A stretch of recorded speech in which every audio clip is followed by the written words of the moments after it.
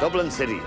It's been around for 1,000 years, and myself and the lads in the Dubliners have been singing its praises for 25 of them. Now, there's no way you'd fit the full story of Dublin into an hour. You could be walking around the place for weeks, still not have the full picture. But what we do have time for is a bit of history, a few yardens, and plenty of music. And of course, the odd stop off for a pint or two. A taste, you might say, of the spirit of Dublin.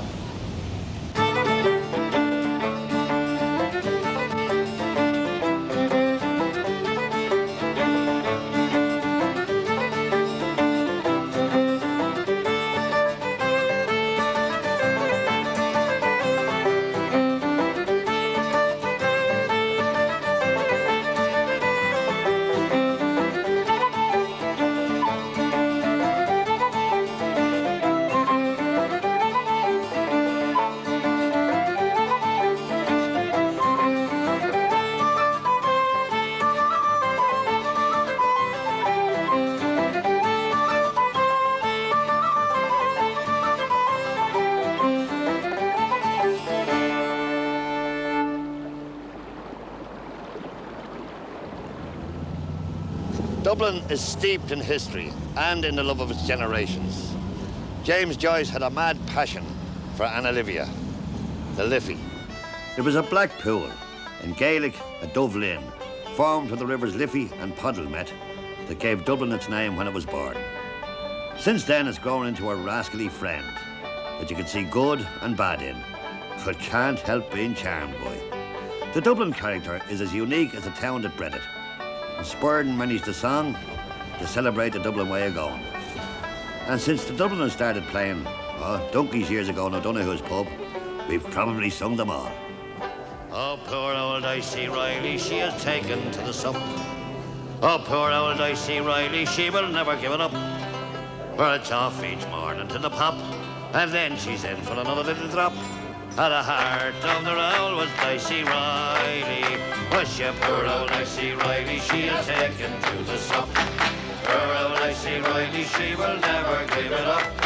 It's off each morning to the pop, and then she's in for another little drop. At the heart of the roll is Dicey Riley. Oh, she walks along Fitzgibbon Street with an independent air, and then it's down by Summerhill, and as the people stare, she says it's nearly 1:30, and it's time I had another little one. At the heart of the roll was Dicey Riley.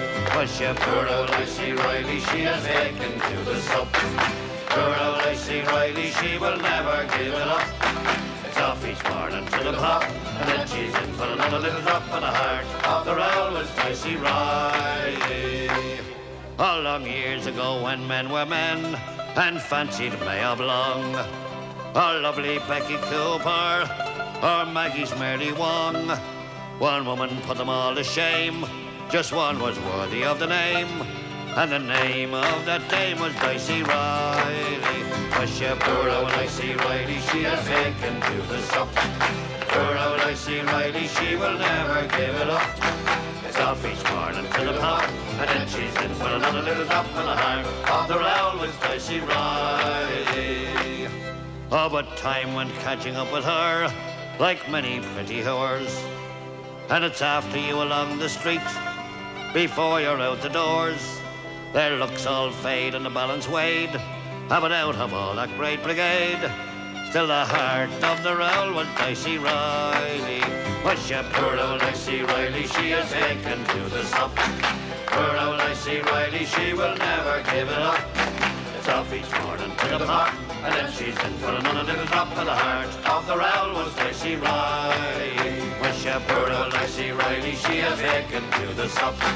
Poor old Dicey Riley, she will never give it up. It's off each morning to the pop, and then she's in for another little drop. And the heart of the roll was Dicey Riley.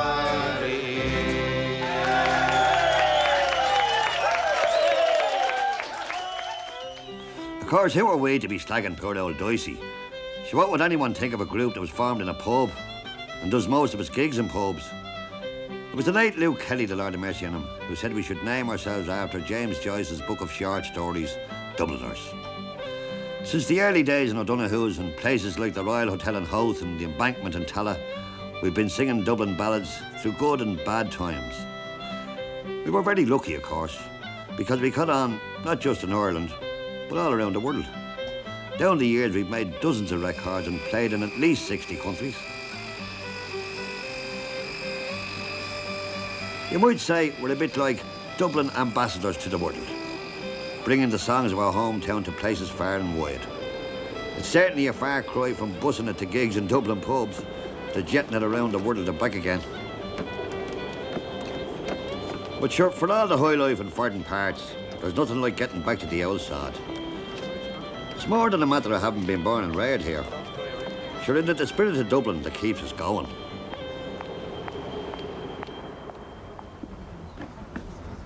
Well, enough about the Dubliners. But what about Dublin itself?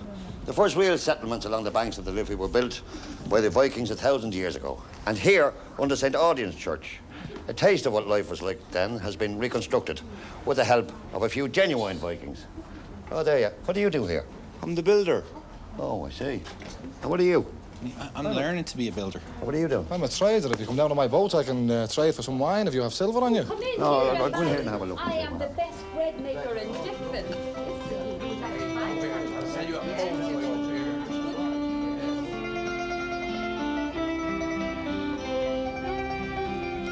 It's here, around the area known as the Liberties, that Dublin grew up. Christchurch Cathedral was built by the Norman warrior Strongbow for St. Lawrence O'Toole in the 12th century. But underneath it is the oldest surviving building in Dublin. The crypt started out as a religious place. There's 3 chapels here. But later, the nooks were hired out to shopkeepers and publicans. The cathedral and markets carried on together at first, but the racket from the revellers below proved too much during religious services above, and the place was finally closed down. It was used then to store such things as relics and statues of forgotten lords. And then there's this little darling, the ancient stocks of the Liberty of Christchurch. This is where the Dean put people who thwarted him or broke his laws. By the way, did you ever wonder where the expression the Liberties came from?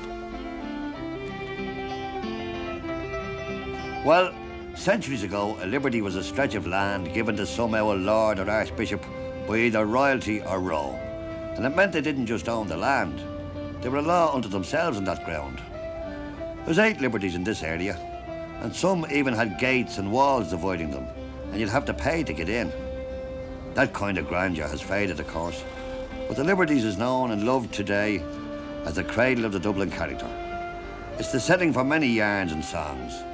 And my own favourite is a song about a famous event that took place here every Christmas, the Ragman's Ball.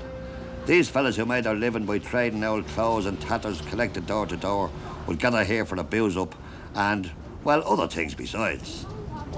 Oh, come listen to me for a while, me good friends one and all, and I'll sing to you a verse or two about a famous ball. Now the ball was given by some friends who lived down in Ash Street, in a certain house of the Liberties, where the ragmen used to meet. Well, for eating we had plenty now, as much as we could hold. We drank Brady's loop-line porter, until round the floor we rolled. In the midst of all the confusion, someone shouted for a song, when up jumps old Dunlavin and sings, keep rolling your barrel along. Well, says my one, you're a queer one now, and biddy you're hard to beat. Oh, when up jumps Liza Boland, and she told her the whole of prate. Then my one made a cloud at her, she missed her and hit the wall, and the 2 of them went to the ambulance the night of the Ragman's Ball. Then we all sat down to some ham pairings when everything was quiet. And for broken noses, I must say, we had a lovely night. Black eyes, they were in great demand, not to mention split heads and all. So if anyone wants to commit suicide, let him come to the Ragman's Ball. Hey, yeah, it's all done.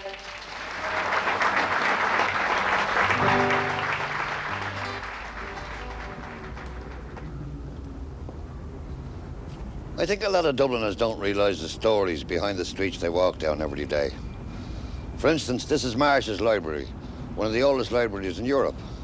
So if you'd like to stick with me, we'll have a little ramble and a gander at some historic sites.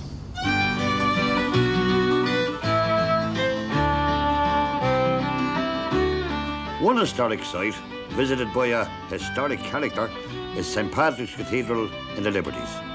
When Oliver Cromwell led his 13,000 soldiers through Dublin, he rode on horseback into the church and let his horse drink from the baptismal font. No respect. In later years, the cathedral was run by Dean Swift. Jonathan Swift, to you, the man who wrote Gulliver's Travels.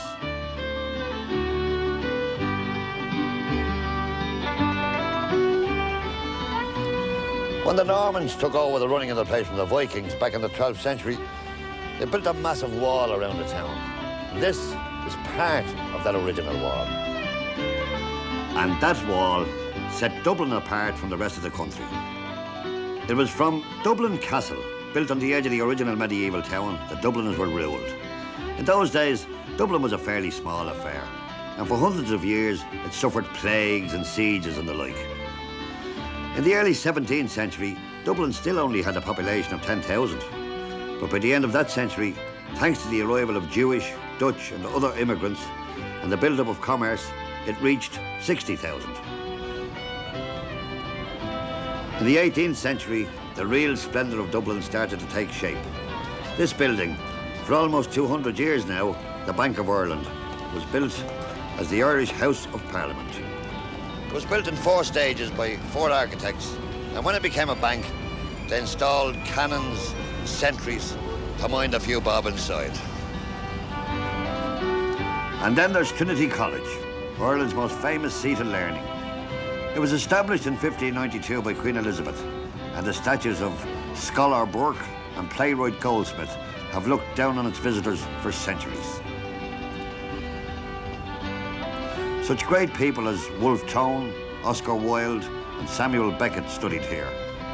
It was originally set up only for members of the Church of Ireland, but in these ecumenical days, it's open to all comers. In Trinity's old library, you'll find this gem, the Book of Kells. This is not the real one, of course. They keep the real one here under glass. No one even knows what monks and what monastery put their sweat and eyesight into writing this book back in 800 AD. But it was kept in Kells, County Meath, until it was brought to Dublin in the 17th century. The pages are made from the hides of calves, and the colours are made from plants and flowers from all over the world. There's even a particular shade that comes from the belly of an African insect. The gorgeous work has 680 pages and illustrates the 4 Gospels written in Latin. It must be one of the world's finest pieces of religious art. Wouldn't art and old buildings give you a terrible thirst? Whether we like it or not, the drink has played a big part in the Dublin way of going. So having the price of a pint was a great measure of how you were fixed. And the Dubliners were very fond of the gargle, so there's nothing like it. And it took a great frequenter of Dublin pubs, Flann O'Brien, to write what amounts to a homage to the gargle.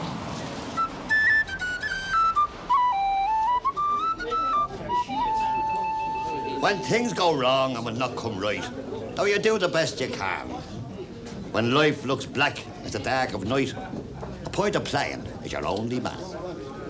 Well, when money is tight, it's hard to get, and your horses also ran, and all you've left is a heap of debt, the point of playing is your only man. When health is bad and your heart feels strange and your face is pale and wan, when doctors say that you need a change, point of playing is your only man. When food is scarce and your larder bare, and no rashers grease your pan, when hunger grows and your meals are rare, a pint of plain is your only man. In times of trouble and lousy strife, you've still got a darling plan. You still can turn to a brighter life. A point of playing is your only man.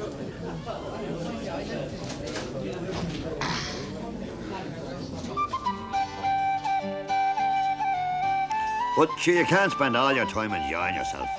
and in the city, there's always work to be done. Dublin was a merchant city, and the River Liffey was its life's blood. Dubliners weren't work shy, and commerce blossomed. By the end of the 18th century, with a population of 150,000, it was one of the largest cities in Europe, and the second city of the British Empire.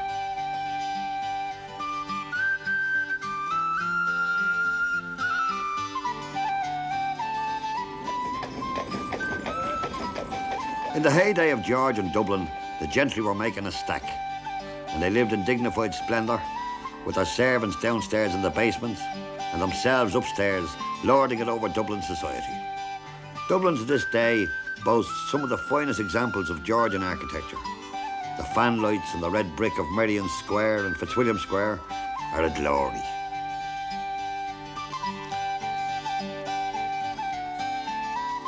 But Dublin is a curio. It was left out of the race for growth and importance after the 1798 rebellion, when there were fears in England that it was getting too powerful. Caught between being the capital of the land of saints and scholars and being an outpost of the British Empire, it then bore the brunt of changes in the 20th century.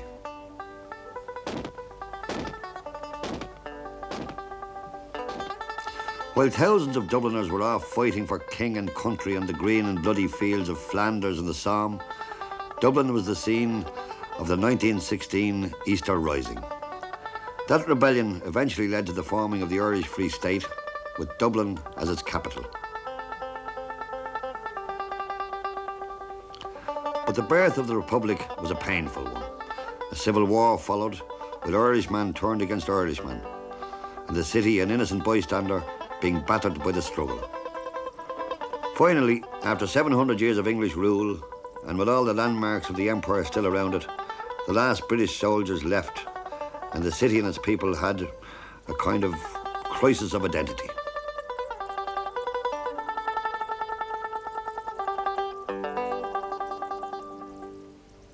In the 1930s, Dublin was, as the poet Louis MacNeice put it, a town with porter running from the taps with a head of yellow cream, and Nelson on his pillar, watching his world collapse. Up until that time, Dubliners were a very tight-knit community in the city. They were the people Sean O'Casey immortalised in plays like Juno and the Paycock and The Plough and the Stars. But the city centre grew tired, and once elegant Georgian townhouses fell into decay as tenements. These grand old houses might have teemed with life, but they also teemed with rats and filth. The romance of staying with the people you'd grown up with for generations was hard to forget, though. And Dubliners were horrified when it was announced that the corporation would move them out to 2 up, 2 down houses in faraway suburbs. They couldn't bear to face the prospect of being shifted out beyond the Pale, where Brendan Behan's father claimed they ate their young. So prejudiced were Dubliners about life in the country that they had bloodthirsty ballads about all kinds of goings-on in the wilds outside the city. And one such penny dreadful kind of song is still a Dublin favourite. There was an old woman and she lived in the wood. Wheel ya, wall ya. There was an old woman and she lived in the wood, down by the river Salya. She had a baby 3 months old. Wheel ya, wall ya. She had a baby 3 months old, down by the river Salya. She had a penknife long and sharp. Wheel ya, wall ya. She had a penknife long and sharp, down by the river Salya. She stuck the penknife in the baby's heart. Wheel ya, wall ya. Stuck the penknife in the baby's heart, down by the river Salya. There were 3 loud knocks coming knocking on the door. Wheel ya, wall ya. 3 loud knocks coming knocking on the door, down by the river Salya. There were 2 policemen and a man. Wheel ya, wall ya. 2 policemen and a man, down by the river Salya. They took her away and they put her into jail. Wheelie-o, wall-ya. They took her away and they put her into jail down by the river Stall-ya. They put the rope around her neck. Wheelie-o, wall-ya. They put the rope around her neck down by the river Stall-ya. They pulled the rope and she got hung. Wheelie-o, wall-ya. Pulled the rope and she got hung down by the river Stall-ya. Well, that was the end of the woman in the wood. Wheelie-o, wall-ya. And that was the end of the baby too. Down by the river Stall-ya.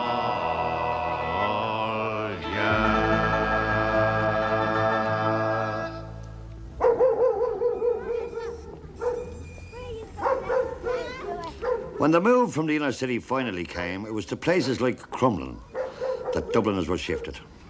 No matter that for the first time they had their own toilets and gardens and room enough for their families, they were still far from gone on the place.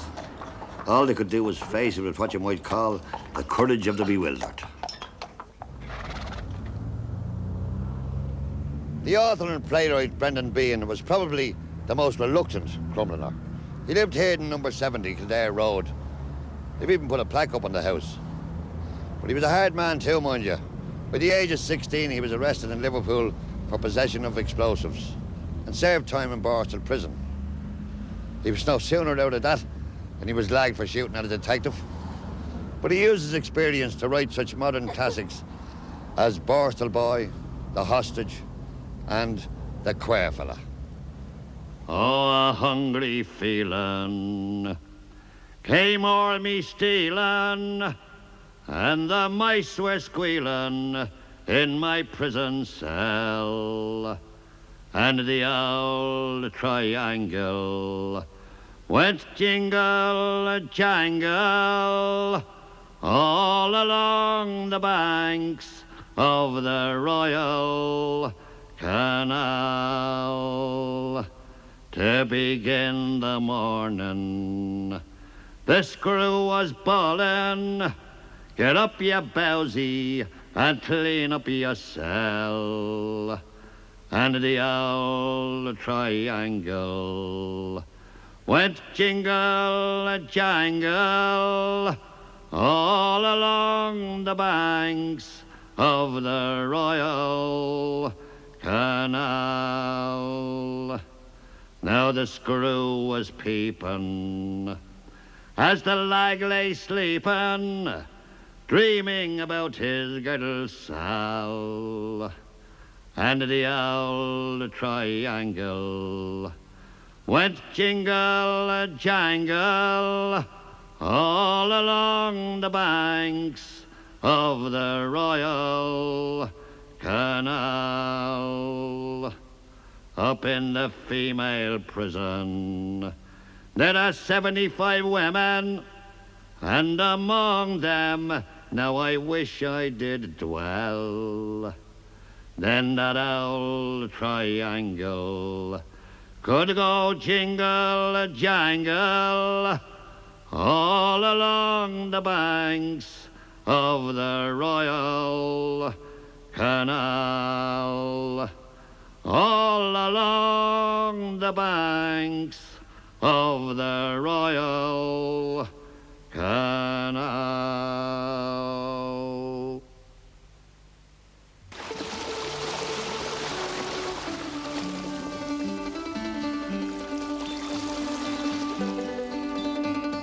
Dublin, of course, was always a great place for producing writers, but never a great one for holding on to them. James Joyce had to get the hell out of it altogether, even though he went on writing with the loving detail of his genius about the old town. He immortalised Dublin in his works, and the academics and the highbrows of the world sometimes lose sight of the fact that Joyce's writing is as Dublin as Sandycove's Martello Tower. He captured Dublinese to such perfection that he turned the English language upside down and inside out. See, you have to remember, the English language was only brought in. There were many more cultures and languages here from all over Europe, and of course, up from the country. Words and language, songs and stories have been our strength for 1,000 years. It's bred into us. You may not know, for instance, that there's an old Dublin song, and Joyce loved it so much that he named one of his books after it, Finnegan's Wake. Tim Finnegan lived in Walking Street, a gentleman Irish mighty odd. He had a brogue both rich and sweet, and to rise in the world he carried a hod. But Tim had a bit of a tibbler's way, with a love of the liquor he was born, and to send him on his way each day, he'd have up in a crater every morn. Whack full of that, will you not see your partners around the floor with your colour shake? Isn't it the truth? I tell you, lots of fun at Finnegan's Wake. One morning Tim was rather full.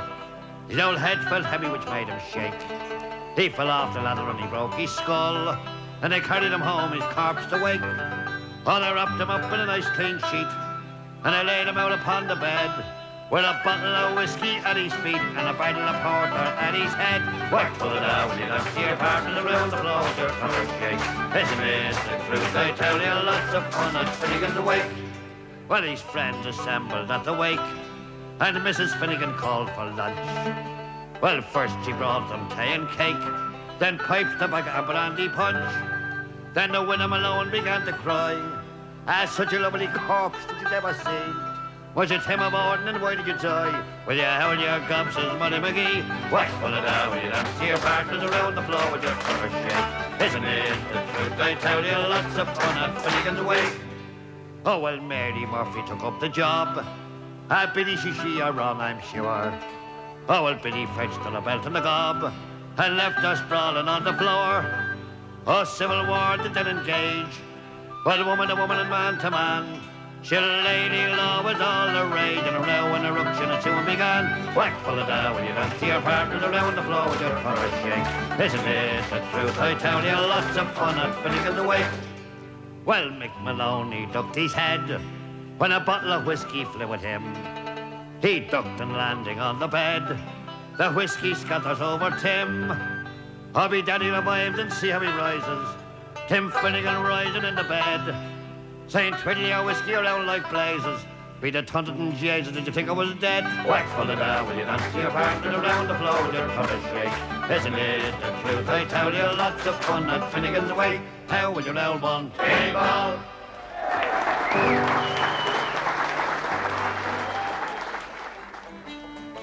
Of course, James Joyce wasn't the only Dublin genius, not by a long shot. Sure, we produced some of the greatest writers in the world, including 2 Nobel Prize winners. It's a shame, though, that so many of them had to leave the country to make their mark.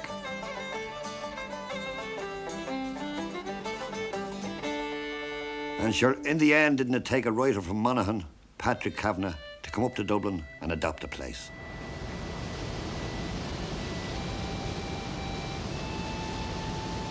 Patrick wrote The Great Hunger and many another wonderful poem. He lived in Pembroke Road, and these were his haunts. He spent so much time strolling along the Grand Canal that there's even a seat dedicated to him. Well, I was walking along here one day and I met Paddy Kavanagh. Will you have a drink, said Paddy? I will, said Paddy. Will we go to Mooney's? Paddy said, oh, he said, we can't go to Mooney's. He said, I'm bad out of it. We may go to Searson's. Searson's, Paddy. I said, well, the trouble is, Paddy, I said, I'm bad out of Searson's. We'll have to go to the Crooked Barbie. Oh, says Paddy, hold on, says he. I'm bad out of the Crooked Barbie, says he. We may go to the Waterloo House. I says, right, Paddy, the trouble is, I'm bad out of the Waterloo House. What? Oh, well, says he. Good luck, I'll see you again. Paddy Kavanagh was full of what Joyce called Irish humour wet and dry. And once he even wrote a poem, wondering how he'd be remembered in times to come. If ever you go to Dublin town, in 100 years or so, inquire for me in Bagot Street and what I was like to know.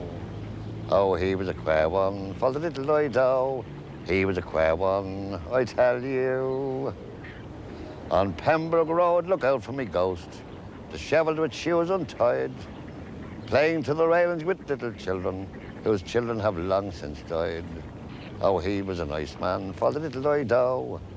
He was a nice man. I tell you.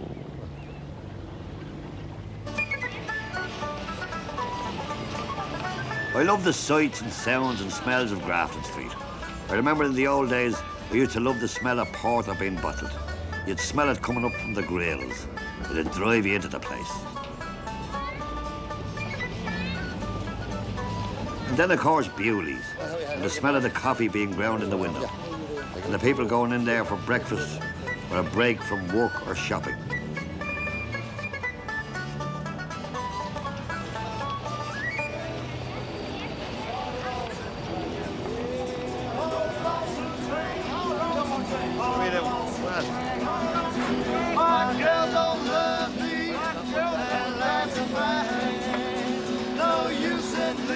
It's along here that you'll have buskers of all sorts, serenading shoppers and putting a spring in their steps.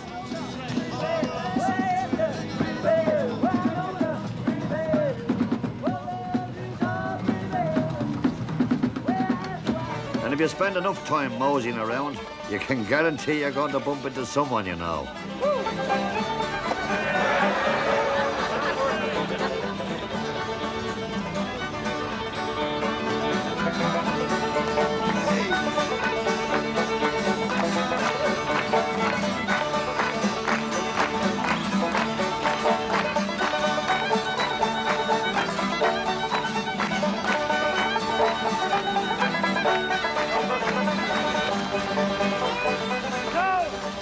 A great Dublin landmark and a great haunt for people who want to just take it easy in the middle of the city hustle is Stephen's Green. Over 100 years ago, it was closed and dilapidated. But the Guinness family, fair play to them, paid for it to be all done up and opened again, which only goes to prove what a social service the drinking man is providing to Dublin. You know what I mean?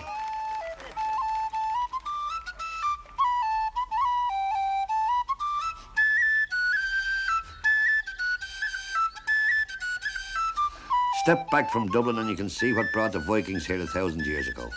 It nestles in a wide valley below the mountains and facing the sea, cradled by nature like a favourite child.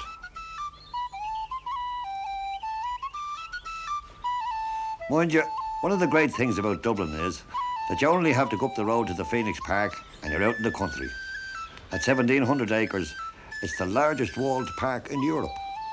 And for centuries, it's been the place where Dubliners go for picnics, rambles, a curtain session in some of its quieter spots, or a visit to the zoo.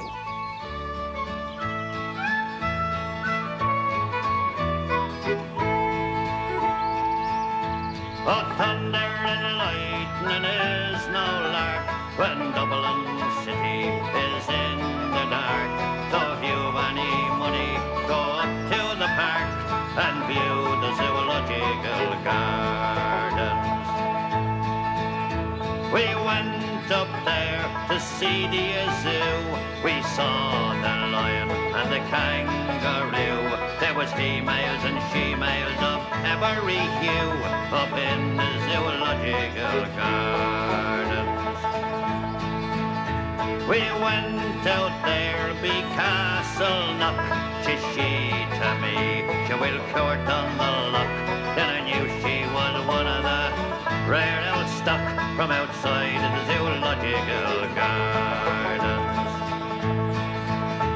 Oh, thunder and lightning is no lark when Dublin city is in the dark. So if you've any money, go up to the park and view the zoological gardens.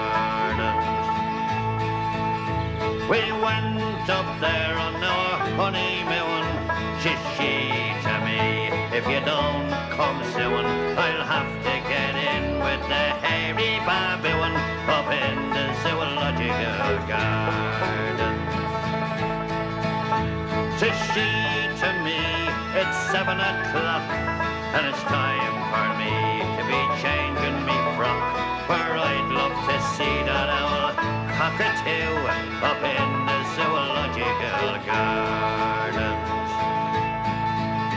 She to me, me lovely Jack, sure I'd love a ride on the elephant's back.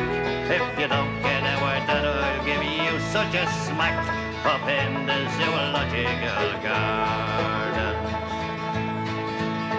Well, thunder and lightning is no lark when Dublin city is in the dark.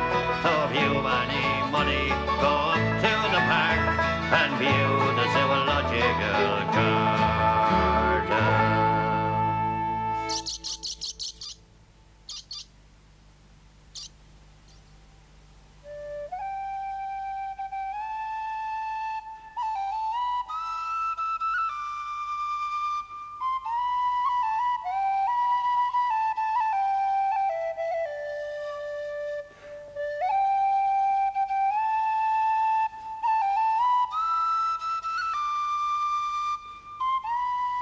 At night, Dublin becomes a different place.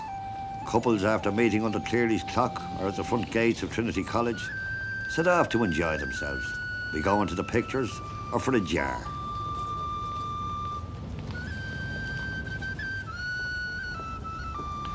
There's a less savoury side to the city too, of course, but that's life today.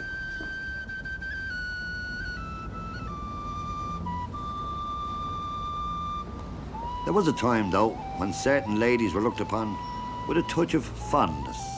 The children even had skipping songs about them. Oh, down in Bombo Lane, there is a big fat woman, and if you want to know her name, you have to pay a shilling. Soldiers 2 and 6, sailors 3 and a penny, big fat man £2.10, little kids a penny.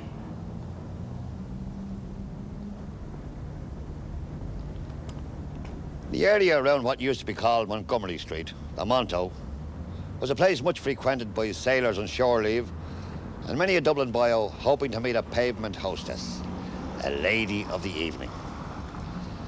But the Legion of Mary weren't long putting a stop to that, I can tell you. They had all the brothels closed and changed the street name to Cahill Brewer, after one of our patriots. But it was such a famous centre for the oldest profession that it was immortalised in song. Oh, if you've got a wing, oh, take her up to Ringo, where the waxies sing, oh, all the day. If you had your fill of porter and you can't go any further, give your man the order, back to the quay. And take her up to Monto, Monto, Monto. Take her up to Monto, Langaroo. To you. Oh, you heard of the buckshot Foster, the dirty owl imposter. He took his mutton, lost her, up to Furry Glen. He first put on his bowler, then he buttoned up his trousers, and he whistled for a growler, and he said, my man, take me up to Monto, Monto, Monto. Take me up to Monto, Langaroo. To you. Well, you heard of the Dublin Fusiliers, the dirty old bamboozeliers. They went to get the childer. 1, 2, 3. Marching from the Linen Hall, there's one for every cannonball. And Vicky's going to send yous all o'er the sea. But first go up to Monto, Monto, Monto. First go up to Monto, Langaroo. To you. Well, Carey told him skin the goat, O'Donnell put him on the boat. He never should have been afloat, the dirty skite. It wasn't very sensible to tell on the Invincibles. They stood up for the principles day and night. Be going up to Monto, Monto, Monto. Going up to Monto, Langaroo. To you. Now when the Tsar of Russia and the King of Prussia landed in the Phoenix Park in a big balloon, they asked the Polish band to play the wedding in the green. But the buggers in the depot didn't know the tune, so they all went up to Monto, Monto, Monto. They all went up to Monto, Langaroo. To you. The Queen, she came to call on us. She wanted to see all of us. I'm glad she didn't fall on us. She's 80 stone. Well, Mr. Me, Lord Mayor, she is this all you've got to show to me? Why, no, ma'am, there's some more to see. Mogue Mahone. And he took her up to Monto, Monto, Monto. He took her up to Monto, Langaroo. To you. In the 60s, when myself and the lads were starting up, Dublin was crawling with show bands and ballad groups. The look of the city was changing too.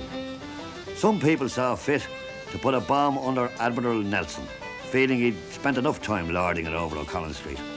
But there were other places that people in their wisdom saw fit to replace with office blocks. Places dear to the heart of many a Dub. The Theatre Royal, the Metropole and Capitol cinemas were all pulled down. Dublin got its one and only skyscraper then too. The Irish Transport and General Workers Union's Liberty Hall.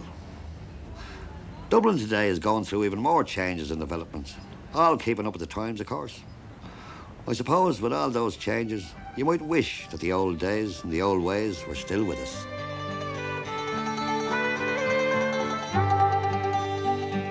Raised on songs and stories, heroes of renown, the passing tales and glories that once was Dublin town.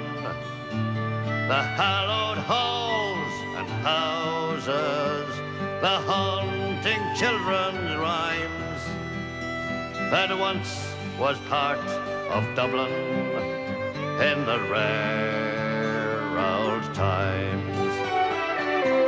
Ring a rosy, as the light declines, I remember Dublin city in the rare old times.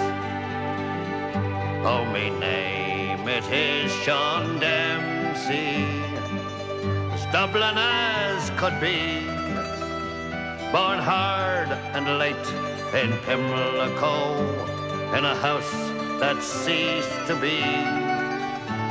By trade I was a cooper, lost out to redundancy, like my house that fell to progress, my trade's a memory.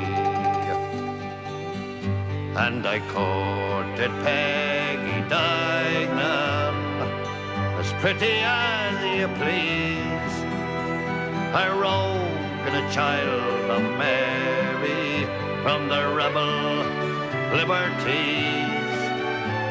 I lost her to a student chap with skin as black as coal, when he took her off to Birmingham, she took away my soul.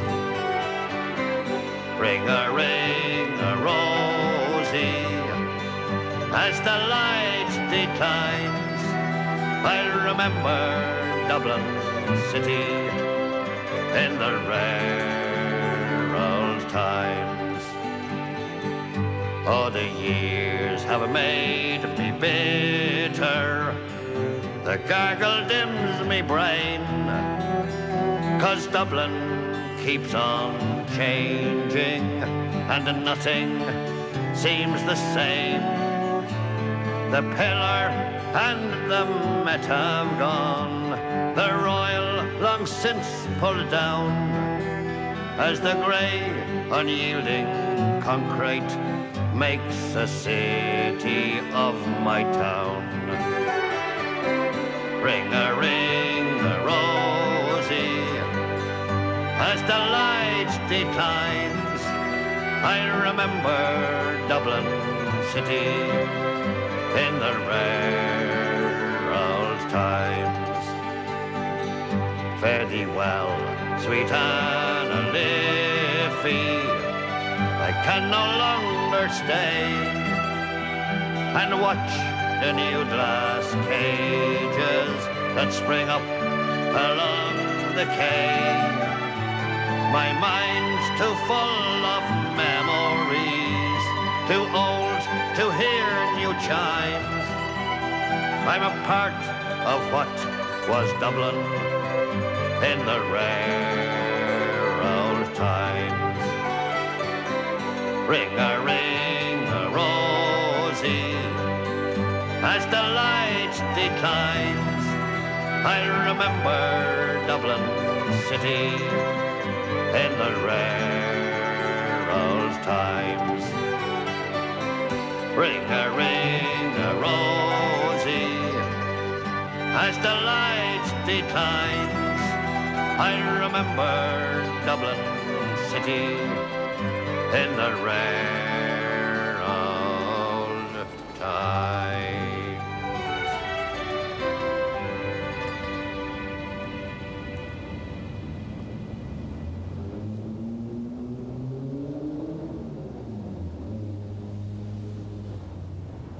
Dublin is still alive and kicking, and sure won't today be tomorrow's rare old times.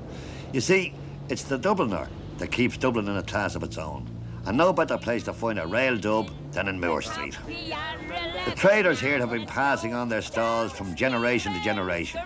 The lovely and hard-working lassies will give you an earful of Dublinese, and they're more than used to having the cameras come to visit. And your lady's a queen, God bless her. Grafton Street's a wonderland. There's magic in the air.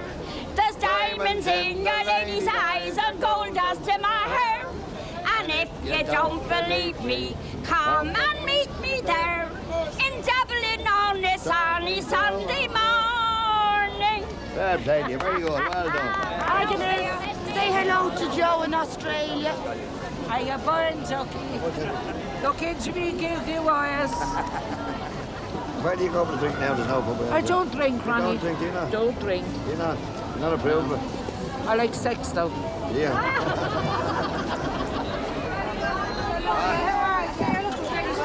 Not too bad. What else did you say? What else did you say? I don't go very well, huh? Huh? Yeah, we were way fighting. Well, America's not really fighting. We were judging it. 1,000 years of breeding and brazenness has gone into the making of Dublin and its people. The Dubliners' way with words would run rings around you, and their spirit is what keeps the city's body and soul together. So, Dublin lives on, through good, bad and indifferent times. It may well have its drawbacks, but for charm, it's second to none. 1,000 years old, it's still a smasher and a home to be proud of.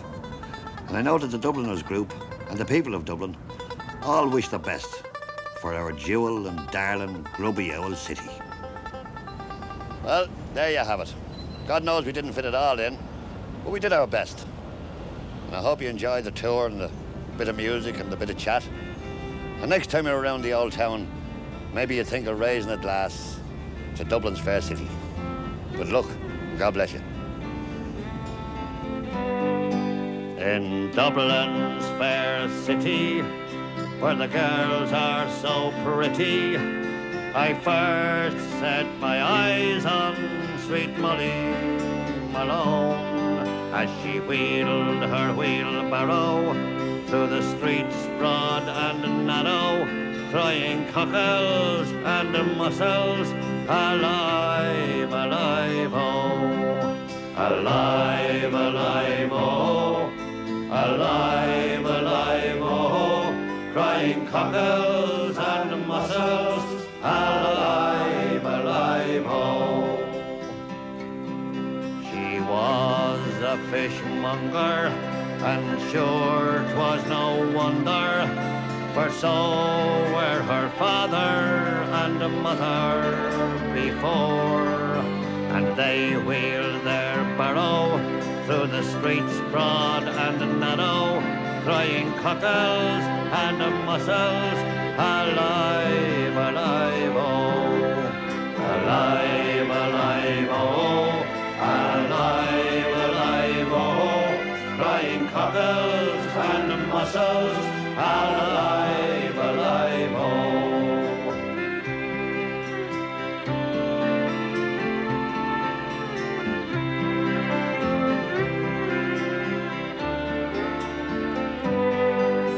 Died of a fever, and sure no one could save her, and that was the end of sweet Molly Malone. Now her ghost wheels her barrow through the streets broad and narrow, crying cockles and mussels, alive, alive, oh, alive, alive, oh, alive, alive, oh, crying cockles and mussels, alive,